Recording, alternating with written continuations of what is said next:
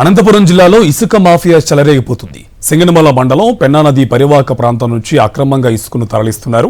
నిన్న రాత్రి నిధనవాడ గ్రామస్తులు ఇసుక తరలింపును అడ్డుకున్నారు. అక్రమంగా ఇసుక తరలిస్తున్న వాహనాలను పోలీసులకు అప్పగించారు.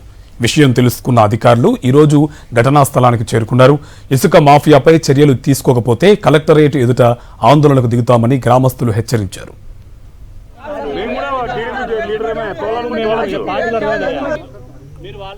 చెప్తామంటే పెద్ద ఆఫీసర్లు వచ్చినప్పుడే స్వయాన పట్టుకొని వచ్చి అప్పచెప్పినా గానీ మాకు న్యాయం జరగలే.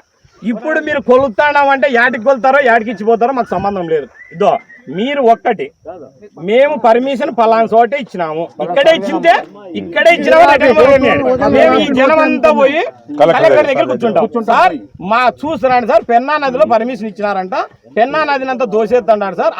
ఆ ఇసుక పోవడం వల్ల మా గ్రామాలన్నీ నాశనం అయిపోతాయి సార్ అని కాళ్ళు చేతిలో పట్టుకొని ఆయన తోలకచ్చుకుంటాం. వీటికి కలెక్టర్ సార్ అయితే 100కి 100 రూపాయలు తోలకచ్చే తీరుతాం. వీటికి కాళ్ళు చేతిలో పట్టుకొని తోలకచ్చుకుంటాం.